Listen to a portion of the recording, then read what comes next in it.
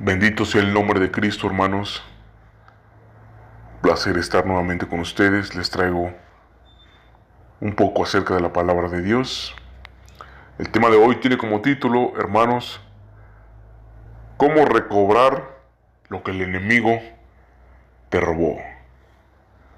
Sabemos quién es el enemigo, el diablo, mis hermanos. ¿Cómo recobramos, cómo recuperamos lo que el enemigo nos robó? La Biblia, hermanos, nos dice que Satanás es un ladrón y un engañador. Satanás tratará de hacerte pensar que a él le pertenece lo que te robó. Vámonos al texto base de este tema. Les invito que abran las Sagradas Escrituras, mis hermanos, ahí en el libro de San Juan, capítulo 10, versículo 10. San Juan, capítulo 10, versículo 10. Sigan con la vista y dice lo siguiente. El ladrón no viene sino para hurtar, y matar, y destruir. Yo he venido para que tengan vida, y para que la tengan en abundancia.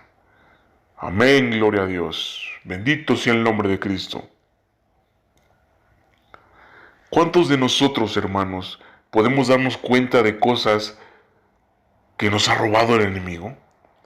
No sé, quizá relaciones destruidas, promesas de Dios para su vida, tal vez fe, prosperidad financiera, años perdidos, el gozo de nuestra salvación. Todos en algún momento, hermanos, hemos caído en una de sus trampas, pero es necesario saber que no toda la culpa la tiene Él, hermanos.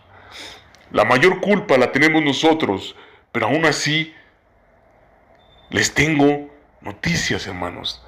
Todo aquello que se robó no le pertenece. La pregunta sería entonces, ¿es rescatable?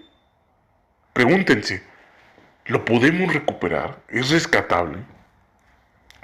Fíjense, hermanos, que en el libro de Primera de Samuel, me parece que es el capítulo 30, el versículo 31, aparece una historia, hermanos, y esta nos habla de David precisamente, el rey David, y dice la palabra de Dios que al rey David también le robaron todas sus pertenencias junto con sus dos esposas. Es importante, hermanos, tomar nota de los pasos que tomó David, ya que ellos nos pueden ayudar cuando nosotros nos encontremos en un proceso similar. Primero, tomemos en cuenta el paso 1. Lo primero que hizo David fue llorar. David lloró. En 1 Samuel 34 nos dice, entonces David y la gente que con él estaba alzaron su voz y lloraron hasta que les faltaron las fuerzas para llorar. Es interesante, hermanos, que todos reaccionamos diferente ante ciertas circunstancias.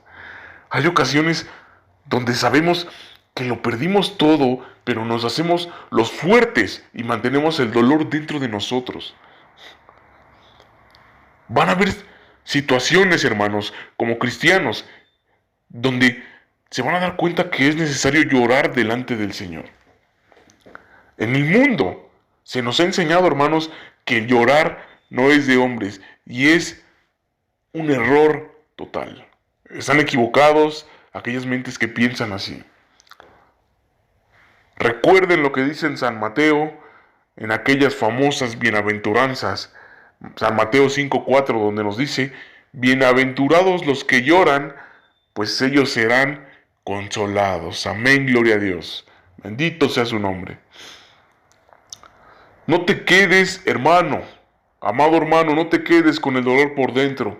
Es necesario recibir consolación, porque recuerden, Jesús, el mismo Jesús, también lloró, hermanos. Como punto número 2, ¿qué dice que hizo David? David buscó fortaleza en Dios, únicamente en Dios, hermanos. Ahí en 1 Samuel 36 nos dice, y David se angustió mucho porque el pueblo hablaba de apedrearlo, pues todo el pueblo estaba en amargura de alma, cada uno por sus hijos y por sus hijas, mas David se fortaleció en Jehová, su Dios. Aquí notamos que todos reaccionamos diferente ante las circunstancias, hermanos, porque tal vez nosotros podemos pasar por una situación fuerte en nuestra vida, por un golpe brutal, por un azote tremendo en nuestra vida, que tal vez el enemigo haya puesto. Y muchas de las veces hay cristianos, hermanos, que en vez de poner sus problemas en Dios, simplemente se alejan de Él. Y es algo terrible, es lo peor que puedes hacer. Tenemos el ejemplo del rey David. Él puso él buscó la fortaleza en Dios. Dejó su problema en Dios. El pueblo, en este caso, se había amargado porque querían, y bueno, como saben, derivado de la amargura del pueblo, el pueblo quería apedrear a David. El pueblo se amargó, pero David se fortaleció en Dios. Amén, gloria a Dios. Tú tienes las mismas opciones, querido hermano. Es más, tienes una más. Tú puedes amargar por lo sucedido, puedes tratar de recuperarlo con tus propias fuerzas, o puedes fortalecerte en el Señor. ¿Ustedes qué prefieren, mis queridos hermanos? Cuando venga ese momento donde te robaron todo lo que tenías, recuerda que Dios no anda buscando de quién fue la culpa. Corre a tu cuarto y póstrate delante de tu Padre Celestial. Él es un experto en recuperar lo quebrado. Es necesario buscar fortaleza en el Señor, como lo hizo David. Como tercer punto, David consultó a Jehová. David se lo contó a Jehová. Ahí en 1 Samuel 38 podemos observar eso. Y David consultó a Jehová diciendo: ¿perseguiré a estos merodeadores? ¿Los podré alcanzar?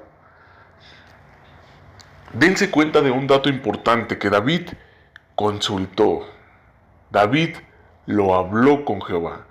Y este es un punto muy importante, hermanos. No determines tu mente en lo que quieres hacer hasta que hayas consultado a Dios. Es importante, hermanos, este punto. No determinen su mente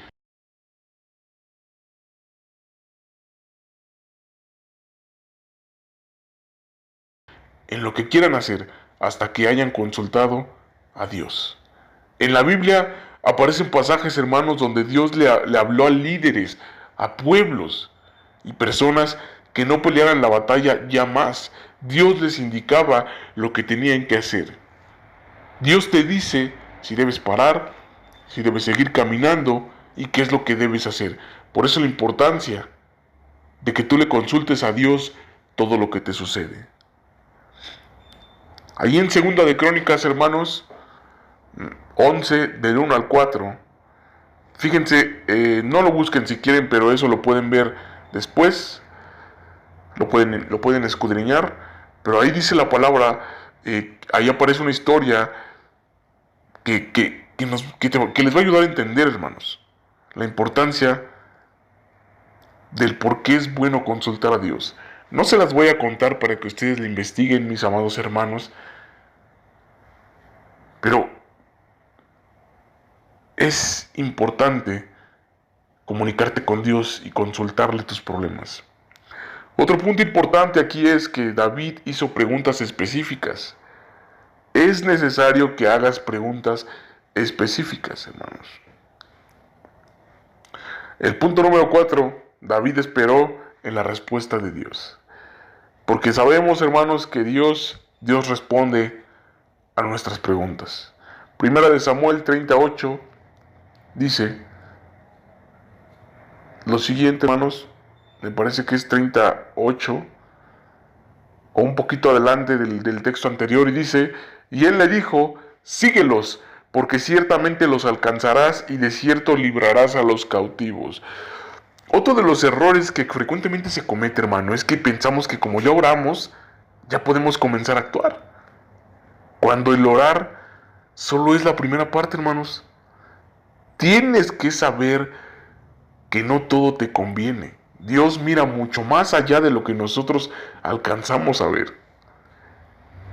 Es necesario seguir orando hasta recibir la respuesta del Señor. ¿Te has apresurado a actuar en el pasado? Si tu respuesta es sí, hermano, entonces va a ser un área que tienes que trabajar para que todo te salga mejor.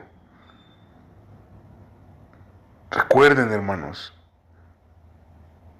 hay que seguir orando hasta que reciban la respuesta de Dios.